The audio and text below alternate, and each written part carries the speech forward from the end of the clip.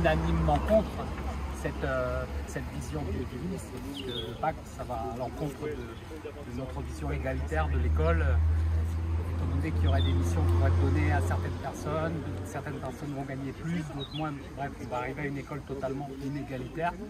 Et le principal cynisme de cette réforme, c'est surtout qu'au départ, c'était 10% de revalorisation pour tous, et on arrive à une espèce de bricolage avec un système de briques qui va permettre à certains de gagner un petit peu plus, tout en sachant pour le ministère que déjà les enseignants, notamment dans l'Hexagone, sont dans des situations un petit peu financières difficiles, donc ils jouent sur le cynisme de se dire qu'ils prendront vu qu'ils sont mal payés.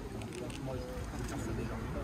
Et puis il y a aussi au national un refus de mettre au vote ce pacte. Alors les syndicats unanimement ont demandé ce matin au comité ministériel que ce soit voté, qu'on nous entende quand même, qu'on puisse avoir un vote, c'est la démocratie. Et bien il y a eu un refus, donc les syndicats sont partis et nous ont dit que de toute façon dans les académies c'est pareil, c'est la mise en place de ce pacte. Il ne faut pas se leurrer, à la rentrée prochaine on veut que tout le monde mette en place ce pacte. Il y aura des pressions énormes, avec des missions supplémentaires, alors que le temps de travail des enseignants est déjà évalué à plus de 43 heures hebdomadaires, et bien là on va rajouter de façon très inégalitaire, comme a dit mon collègue. Et c'est pas ce qu'on veut pour l'école de nos enfants, c'est pas ce qu'on veut pour l'école. Nous on veut de l'égalité pour chaque élève et de l'excellence aussi. Et le ministre parle de revalorisation, mais il ne s'agit uniquement que de primes. Il n'y a jamais eu le point d'indice, et finalement ça va aboutir à ce que les jeunes qui vont prendre ce pacte vont se retrouver non seulement avec un salaire qui ne suivra pas l'inflation, mais surtout avec des retraites d'autant moins importantes vu que les primes ne sont pas prises en compte. Et parlons-en de la retraite. Voilà, la retraite qui a été un déni de démocratie totale. Je crois que les organisations syndicales ont montré leur refus de cette retraite. Pour nous, ça va être horrible de travailler jusqu'à 64 ans et 43 annuités. Donc la plupart des personnes vont devoir partir à 67, 68 ans, 69 ans. Alors c'est un métier qui dit sa crise, qui n'arrive plus à recruter. Et on charge la mule constamment.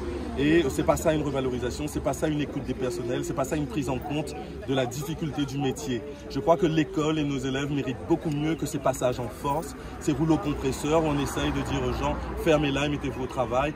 En plus, bon, on ne nous a pas du tout revalorisé à hauteur de 10%, c'est faux, on n'atteint même pas 3%, bon, et on va devoir donc travailler beaucoup plus et ce ne sera pas pour le bien de nos élèves qui plus est. Monsieur Macron avait annoncé 100 jours d'apaisement dans le pays.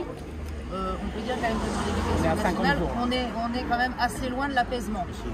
Nous, on subit des évaluations d'école, des audits, on va dire, de type privé. On a maintenant la question de pacte qui n'est pas du tout une revalorisation, c'est simplement travailler plus pour perdre moins. Et au niveau, effectivement, des discussions avec le gouvernement ou avec le rectorat, les choses sont déjà pliées et nous, on vient simplement faire acte de présence et enregistrer, ça a déjà été décidé en haut. Donc là, conclusion de l'apaisement, effectivement, à la moitié. On en est à la moitié, mais bon, ça augure mal quand même de la suite. Voilà.